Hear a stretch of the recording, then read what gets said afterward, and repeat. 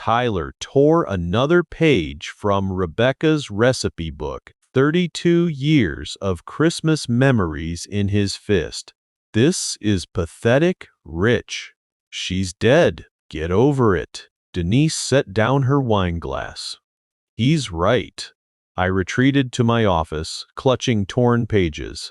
I moved to the window, watched Tyler leave the room, then slipped into the dining area.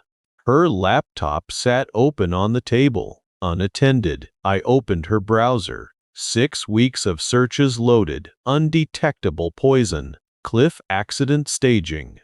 Empire Bluff Trail. December access. I pulled out my phone. The camera shook as I photographed each search term, each timestamp. Her day planner lay open beside it. December 26th, circled in red. Short message, hit subscribe. You're the best. Let's go. My name is Richard Holloway. Rich to everyone who's known me longer than a business meeting. 58 years old, certified financial planner for 28 years. I spent the last 2 decades of my career teaching people how to recognize the exact scheme that nearly killed me. That Christmas night discovery came 6 months after I'd married her, 19 months after Rebecca's death. I specialized in estate fraud detection, taught quarterly seminars called Recognizing Remarriage Exploitation Patterns to other CFPs across Michigan, walked clients through case studies of predatory individuals who targeted wealthy widowers through grief support groups, church communities, anywhere vulnerability showed on the surface like an open wound. I could spot the red flags from a mile away. Rapid relationship escalation, immediate financial entanglement, isolation from existing advisors. Then Rebecca died, and I forgot everything I knew. Rebecca was painting sets for our town when I wandered into auditions in 1987. My roommate dragged me there. I somehow ended up as stage manager. 6 months later, we were married in a small ceremony at St. Andrew's Episcopal, bought the 1920s Colonial on Old West Side a year after that. 3 bedrooms, original hardwood floors. She refinished herself. A kitchen she renovated in 2015 with white subway tiles and butcher block counters. 32 years of marriage. Pancreatic cancer. Diagnosis in March 2018, dead by May 2019, 14 months start to finish. After the funeral, I threw myself into work, took every client meeting, taught extra seminars, stayed at the office until the cleaning crew arrived. My brother Greg finally cornered me at Thanksgiving, 6 months after Rebecca's death. "You're going to that grief support group at St. Andrews," he said. Not a question, or I'm calling Mom's friends. I went to the group. That's where I met Denise Brennan. I would later check the sign-in sheets after everything fell apart and discover she'd attended only 3 sessions. 3 Wednesday evenings, all timed to match my attendance. The 3rd week, we had a chance encounter in the parking lot. Her car wouldn't start. I offered to call AA. She suggested coffee while we waited. Coffee became dinner. Dinner became weekend trips to Traverse City, walks along the lakeshore, conversations about loss and memory and moving forward. She'd lost her first husband Thomas in a hiking accident in Colorado earlier that year. Said she understood my grief in ways most people couldn't. The courtship moved fast. 2 months in, she was staying over most nights. 3 months, we were discussing her moving in. 5 months, married at the courthouse with Greg as witness and Denise's sons Tyler and Tom in attendance. Tyler was 29, always between jobs but never between expensive purchases. Tom was 26, called himself an entrepreneur, but spent most days on his mother's couch. They moved into my basement guest rooms temporarily while they looked for work. That was 6 months ago. My estate was worth documenting. Life insurance, $2.4 million, Rebecca as original beneficiary, her kids as contingent. The house, $890,000. Investment accounts, $450,000. Retirement, $180,000. I hadn't updated the beneficiary designations after marrying Denise, something she'd been pressing me to do. Denise suggested I should update everything now that we were married. Make sure we were both protected, legally and financially. I refused. I kept Rebecca's traditions. Her recipe cards in the wooden box on the sideboard, handwriting I'd memorized. Her reading glasses on the nightstand where she'd left them the morning of her last hospital admission. The kitchen she'd designed, white subway tiles and butcher block counters. The Sunday morning coffee routine we'd maintained for 3 decades. The theater season tickets we'd shared. Denise called them morbid reminders. Said I needed to let go, move forward, make space for our new life together. That's when the first cracks appeared. Small disagreements about household decisions. She wanted to repaint the bedroom Rebecca had chosen. Tension over my attachment to Rebecca's memory. Tyler's comments about my obsession with a dead woman's preferences. I told myself it was normal adjustment. Blending families took time. I taught seminars on this pattern. I knew better, but grief makes you stupid. 300 nights of eating alone, and I convinced myself someone filling that silence couldn't be running a con. The first month felt manageable. Denise cooked dinners that tasted like cafeteria food, but I ate them anyway. She attended Sunday services at St. Andrew's, sat in the pew Rebecca and I had occupied for 28 years. She painted watercolor landscapes in the sunroom, gifted me a serene vista of Empire Bluff that I hung in my office. Tyler and Tom stayed in the basement guest rooms, claimed they were actively job hunting. I wanted to believe it could work. 5 weeks after the wedding, Tyler's jokes started. Comments about my age, calling me old man when I went to bed at 10. Observations about my thrilling career pushing spreadsheets around. References to my obsession with Rebecca's memory whenever I used her coffee mug or cooked from her recipes. Denise laughed. Boys will be boys, Rich.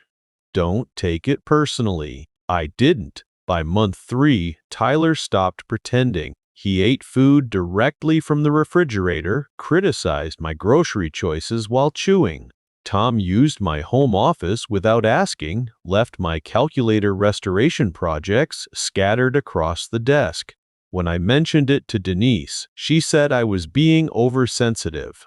They're adjusting to a new living situation, she explained. Give them time. I gave them time.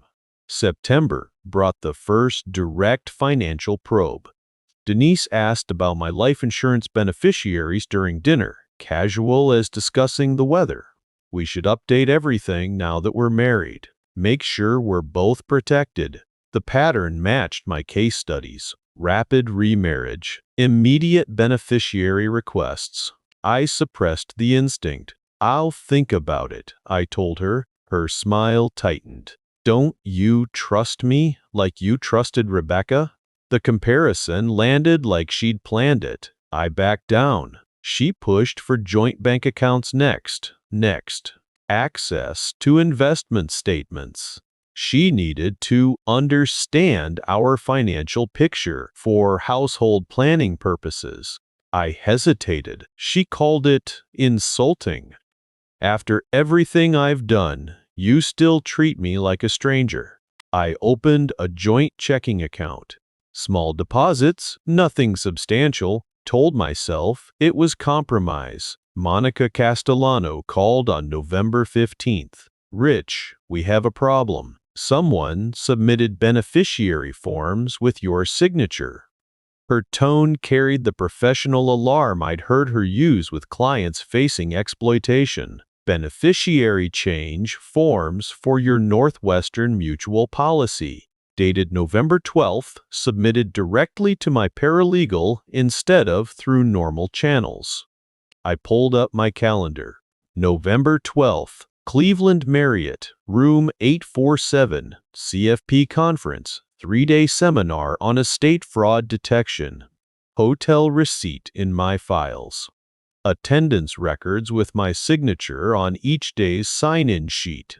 I was in Cleveland that entire week. I know, that's why I'm calling. Someone submitted forms with your signature, but you couldn't have signed them in Ann Arbor when you were 200 miles away. The pattern recognition training kicked in. Forged signatures, bypassed protocols, urgency to change beneficiaries without proper verification. I'd taught this scenario in my last seminar.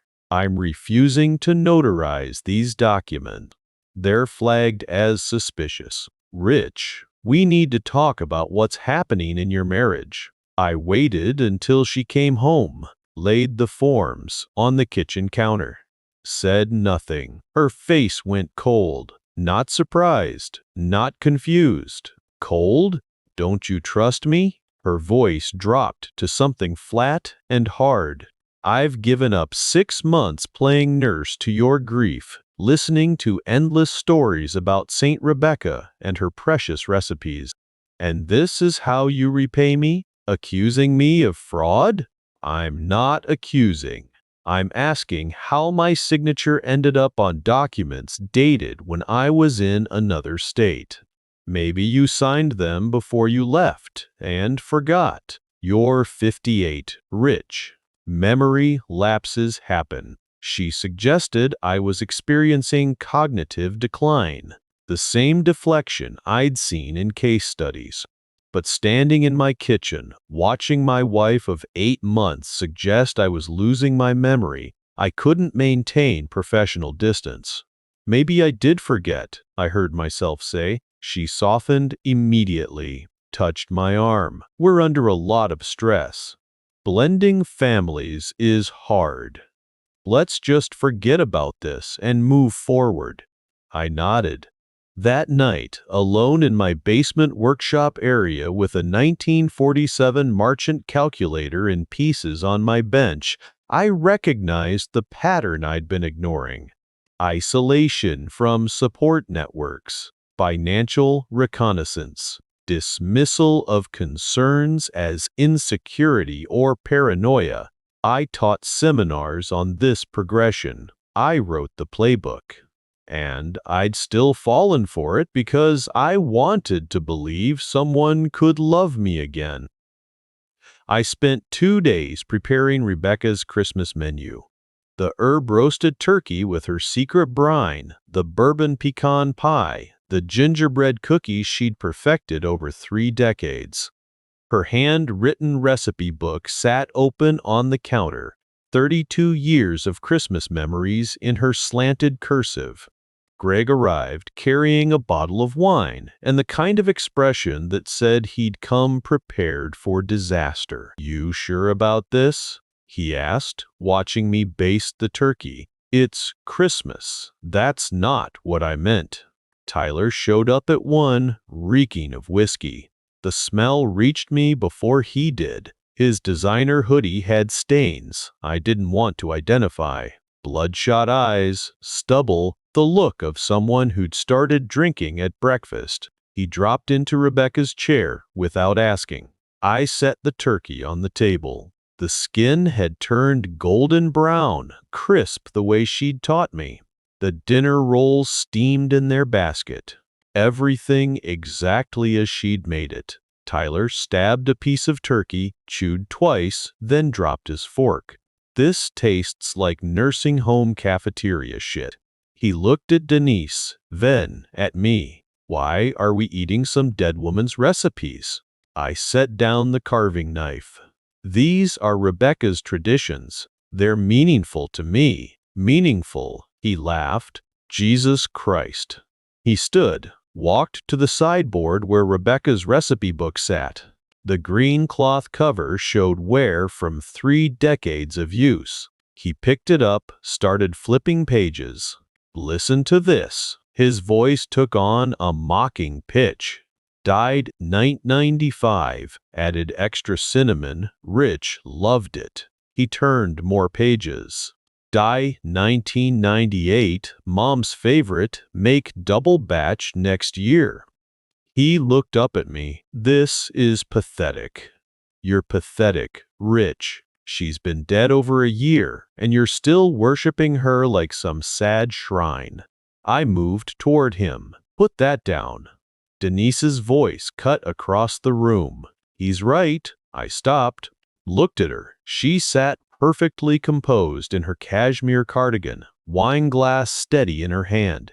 It's time to move on, she said. Tyler started tearing pages. The sound of ripping paper filled the dining room.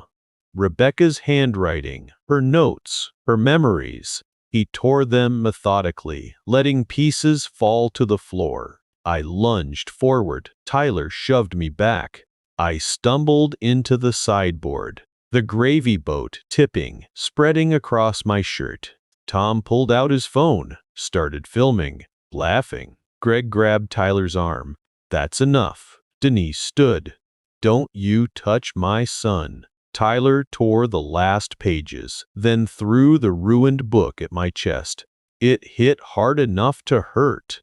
There's your precious Rebecca, dead and irrelevant. I caught the book against my chest. Torn pages scattered at my feet. 32 years of Christmas mornings. Her handwriting, her traditions. I walked to my office, closed the door, set the destroyed book on my desk. The pieces wouldn't fit together. Torn edges, missing corners.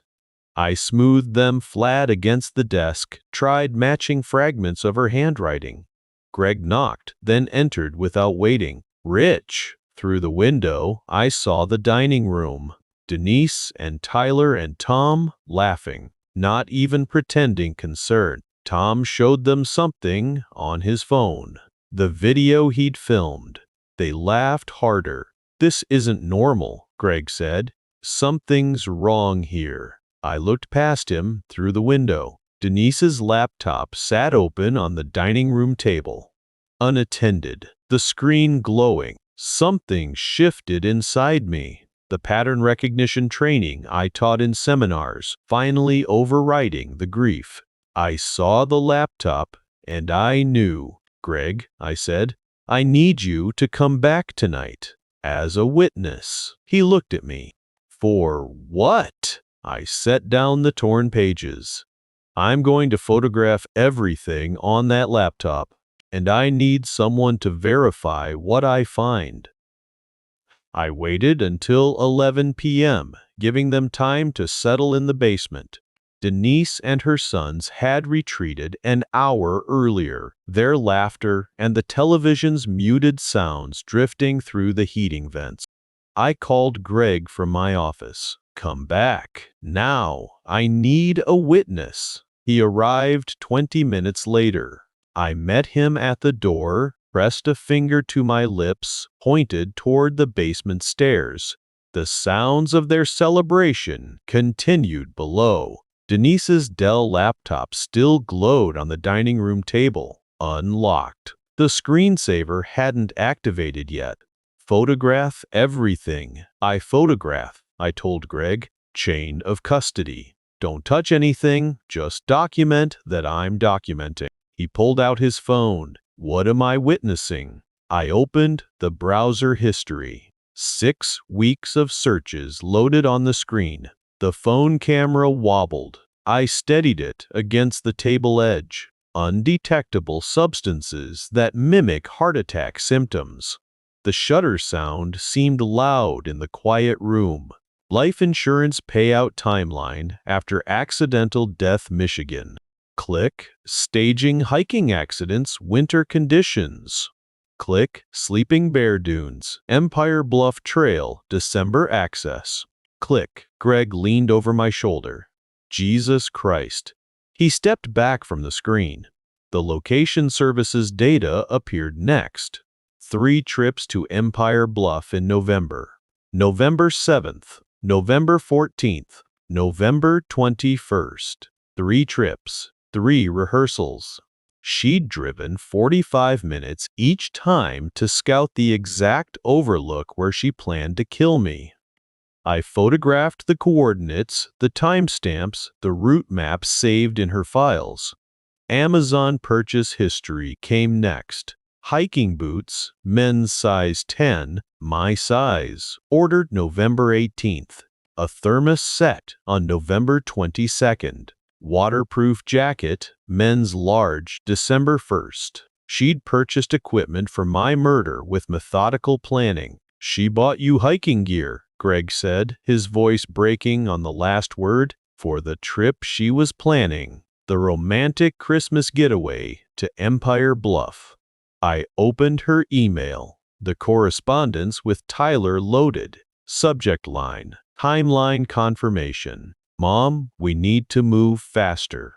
My guys are getting impatient. New Year's deadline isn't negotiable. Denise's response, December 26th. Insurance payout processes before January 1st policy anniversary. Your share covers the gambling debt with enough left over. Tyler's reply, what if he won't go to the trail? I'll make sure he goes. I've been setting it up for months.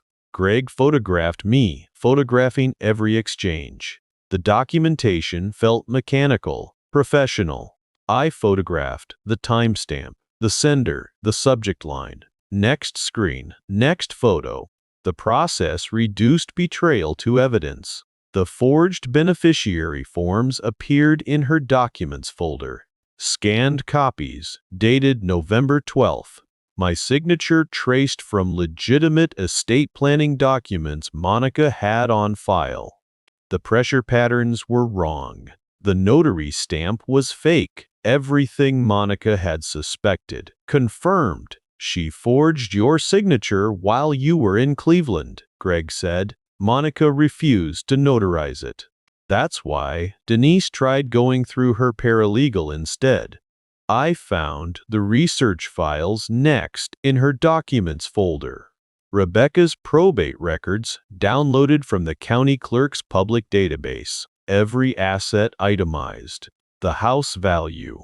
Investment accounts. Retirement funds. Life insurance policy details. She'd researched my entire estate before we ever met. The notes on my schedule came next. Daily routines documented with military precision. Monday mornings, office by 7:30. Wednesday evenings, calculator restoration. Sunday services, same pew. She'd documented my life like a surveillance log. The watercolor painting files loaded last. October 23rd, creation date. The Empire Bluff overlook, rendered in soft blues and grays. The exact cliff edge. The 400-foot drop to Lake Michigan. She'd painted the location where she planned to kill me. Gifted it to me as a romantic preview.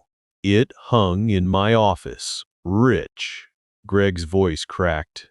Your entire marriage was reconnaissance for murder. I set down my phone.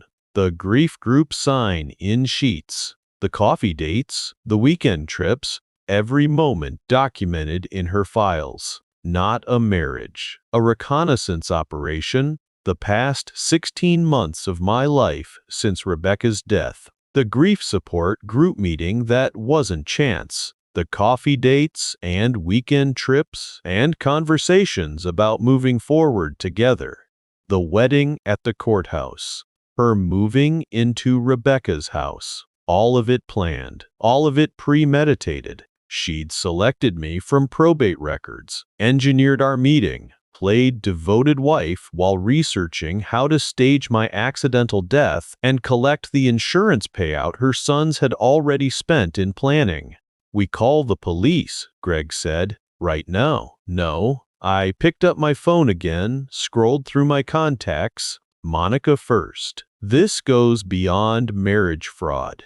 This is conspiracy to commit murder and insurance fraud. We do this right, or they walk." From the basement, Tyler's laughter echoed through the vents. Celebrating Christmas. Celebrating their plan. I started forwarding the photographs to Monica's secure email. Every browser search, every location coordinate, every piece of evidence that proved my wife had married me to kill me. The professional part of my brain cataloged it all with cold precision. My thumb pressed the camera button. Next screen, next photo. The mechanical repetition kept the rest at bay. I called Monica at 6 a.m. She answered on the second ring. "Talk to me. I need to see you. Now. I have evidence." Her office was dark when I arrived at 6 a.m. She unlocked the door, led me to the conference room, spread the photographs across the table. Browser history, location data, forged signatures, Amazon purchases. She studied each image without speaking. Her finger traced the timeline from the first search term to the circled date on Denise's calendar. "How long have you been married?" 6 months, and she's been planning this for at least 6 weeks. Monica looked up. "Rich, this pattern matches cases in my fraud prevention network. Give me 20 minutes. She made 3 calls. I heard fragments through the door. Colorado Springs, Thomas Brennan, hiking accident. The third call lasted 15 minutes. Monica returned with a yellow legal pad covered in notes. "Denise's first husband died February 2019. Cheyenne Canyon Hiking Trail. $1.8 million payout." Investigators flagged the case as suspicious, but closed it for insufficient evidence. The room tilted. "She's done this before. The pattern is identical. I'm calling Detective Plummer. She handles financial crimes for Ann Arbor PD. Her father was exploited by a remarriage scheme. She'll take this seriously." Detective Plummer arrived 40 minutes later. Mid-40s, business casual, badge clipped to her belt. She reviewed the photographs in silence, then pulled out her phone.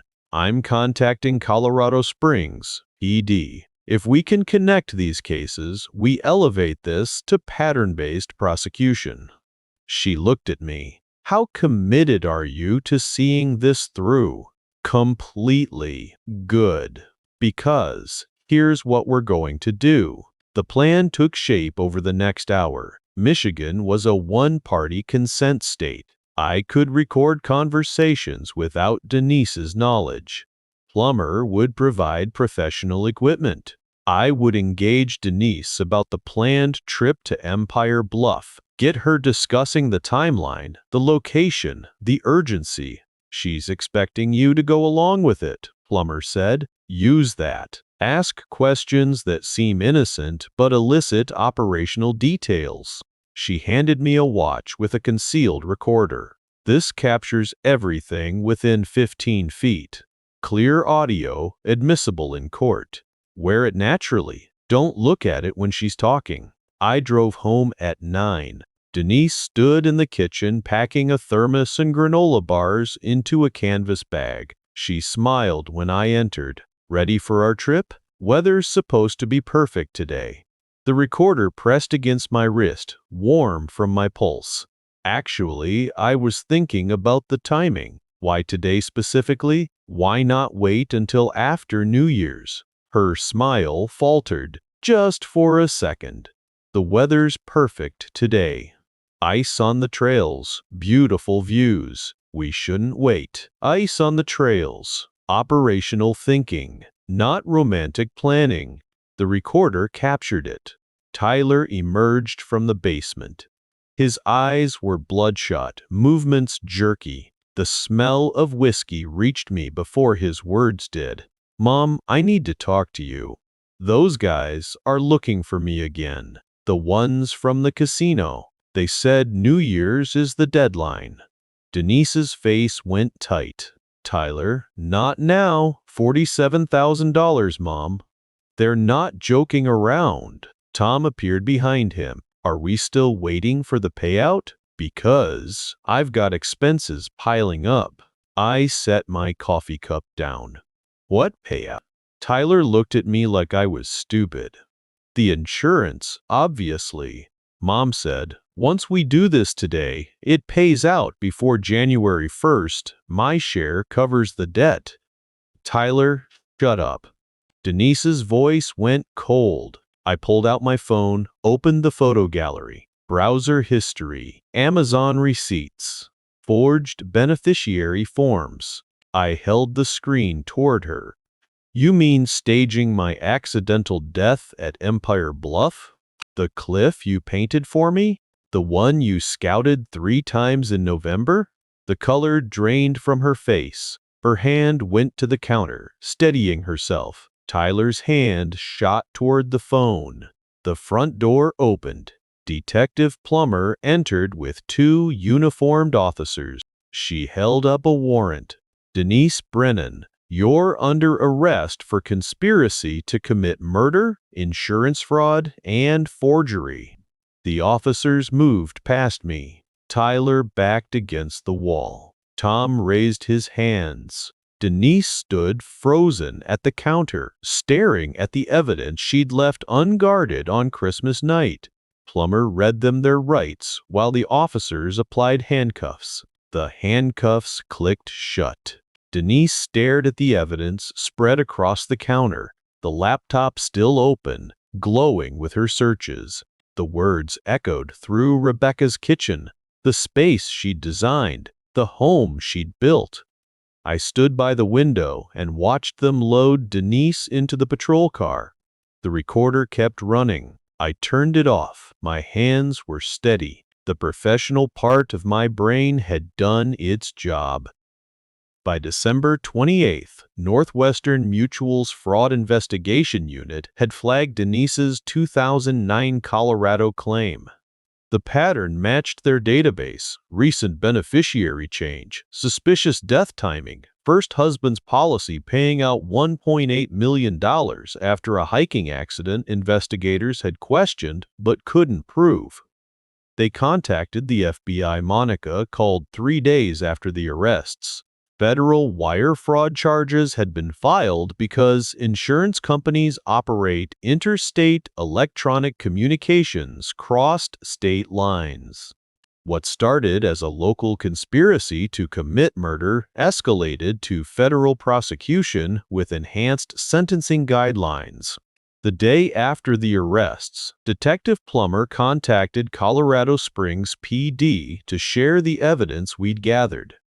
They reopened case number 2019-4422, Thomas Brennan's death at Cheyenne Canyon. The file showed irregularities investigators had noted but couldn't substantiate.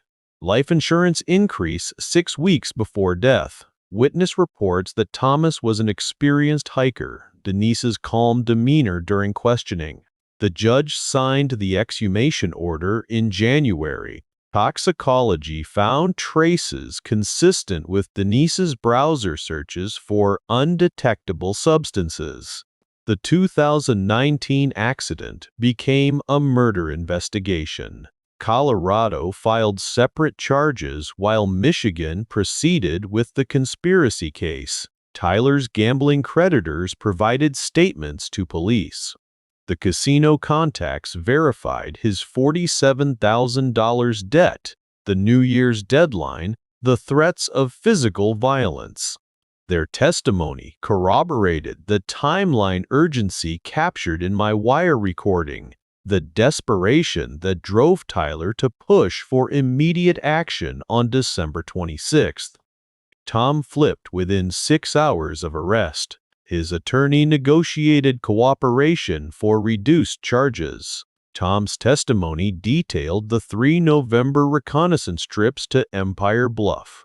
He described conversations about staging my accident, about insurance payout timing, about dividing shares to cover Tyler's debts.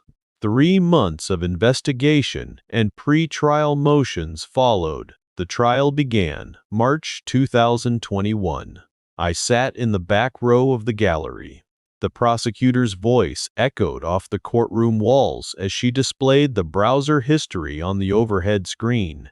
6 weeks of digital evidence. Browser history showing Denise's searches for undetectable poisons, cliff accident staging, Empire Bluff trail conditions. Location data proving 3 November trips to scout the overlook. Email exchanges between Denise and Tyler discussing timelines and payout distribution. Amazon purchase history for hiking equipment in my size. Forensic document examiners testified about the forged beneficiary forms. They displayed enlarged images of my authentic signature from estate planning documents Monica kept on file, then showed the traced forgery Denise had submitted. The pressure patterns were wrong. The stroke sequence didn't match. The notary stamp was fabricated. Monica took the stand in a tailored emerald suit, her reading glasses perched on her nose as she explained to the jury step by step the industry protocols for beneficiary changes. In-person meetings, independent legal counsel, verification of mental competency, waiting periods for policies exceeding $1 million. The documents submitted in this case bypassed every safeguard we've established to prevent exploitation, she said. They were sent directly to my paralegal with a note claiming urgency. That alone constitutes a red flag. I testified on day 3. The prosecutor asked about my background. I explained my 28 years as a certified financial planner, specializing in estate fraud detection, teaching quarterly seminars on predatory remarriage schemes. I described the pattern I'd taught others to recognize, then walked through living each stage myself. The rapid relationship acceleration, the grief group infiltration, the immediate financial probing, the isolation from existing advisors. My voice stayed level, professional. I recognized the pattern too late because grief compromised my judgment. The defense attorney suggested I'd misunderstood hypothetical discussions about hiking safety. The prosecutor played the wire recording, my voice asking why December 26th specifically, Denise's response about perfect weather and ice on the trails. Tyler's admission about the insurance payout covering his gambling debt. Tom's question about waiting for the payout. The jury heard me confront Denise with the evidence. Her silence when I mentioned the 3 November reconnaissance trips. The sound of Detective Plummer entering with the arrest warrant. I waited in the courthouse cafeteria during deliberation. 4 hours. Greg brought me coffee. I didn't drink. The jury foreman read guilty verdicts on all counts. Conspiracy to commit first-degree murder. Insurance fraud. Forgery. Denise's face went white. Tyler slumped in his chair. Tom, testifying from a separate proceeding, had already accepted his plea. Sentencing came 2 weeks later.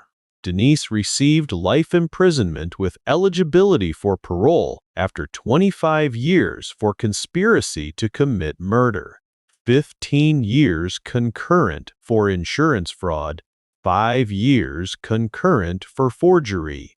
The judge ordered asset seizure, the $127,000 remaining from Thomas Brennan's insurance payout awarded to me as restitution. Tyler got 20 years for conspiracy to commit murder, 10 years concurrent for accessory to fraud. His gambling creditors would receive nothing. Tom's cooperation earned him 8 years. Colorado filed murder charges for Thomas Brennan's death. Denise faced an additional life sentence without parole. The exhumation evidence, combined with the Michigan case proving her methodology, transformed the 2019 accident into prosecutable homicide. Northwestern Mutual updated their fraud detection protocols, citing my case in industry training materials. Other insurance carriers adopted similar safeguards. Detective Plummer's Financial Crimes Division received funding for expanded elder exploitation investigation. I stood outside the courthouse while news crews filmed their reports. Greg waited by his car. "You okay?" he asked. I watched the media vans pack up their equipment. The system worked. The evidence held. She'd have been satisfied with the outcome. The courthouse doors closed behind us. Denise was already being transported to the Women's Correctional Facility in Ypsilanti. Tyler to the state prison in Jackson. Tom to a medium-security facility pending his cooperation testimony in Colorado. The system had worked. The evidence I'd documented, the recording I'd made, the pattern Monica had recognized. Everything functioned as 28 years of professional experience had taught me it should. I drove home to the 1920s Colonial on Old West Side. Rebecca's kitchen, the white subway tiles she'd chosen, the butcher block counter she'd refinished. My house, protected. Enjoying my journey? A quick like and comment helps a lot. I set the bourbon pecan pie on the cooling rack, checked the timer on the turkey. 58 minutes until dinner. The recipe book lay open on the counter, professionally restored after Tyler destroyed it last Christmas. The conservator had rebound the spine in green cloth matching the original. The torn pages were mounted on archival paper, Rebecca's handwriting visible through the gaps I'd filled from memory. Greg arrived with his family at 4. Monica came 20 minutes later, carrying a jar of San Marzano tomatoes and a tin of Italian cookies. She set the jar on the counter. San Marzanos were exceptional this year. Nonna's recipe calls for these specifically. Detective Plummer stopped by at 5, declined to stay for dinner but accepted coffee. Colorado trial starts February 2026, she told me. Prosecutors are confident. The Michigan conviction established pattern. Thomas Brennan's family will finally get closure. After she left, I carried the turkey to the dining room. Rebecca's good china reflected the tree lights. Her handmade ornaments, the ones she'd collected over 32 Christmases, caught the glow. The kitchen smelled like Rebecca's turkey brine, sage and bourbon mixing with roasting meat. My house, my recipe. No performance required. My practice was thriving. The seminars I taught using my own case had reached 200 financial planners across Michigan. 3 of them had contacted me directly about clients showing Denise's pattern. We caught the schemes before any money moved. Greg refilled his wine glass. Monica seems nice. I glanced at her laughing with his wife in the kitchen. She is. But next time I date someone, I'll trust what I know about fraud patterns instead of pretending grief makes me exempt from basic due diligence. Greg smiled. Took you long enough to figure that out. I raised my glass of Rebecca's favorite wine. To Rebecca, and to recognizing that keeping her recipes doesn't mean ignoring forged signatures. Outside, snow fell on Old West Side's tree-lined streets. Inside, Monica was teaching Greg's daughter how to fold the Italian cookies into napkins. My house, protected.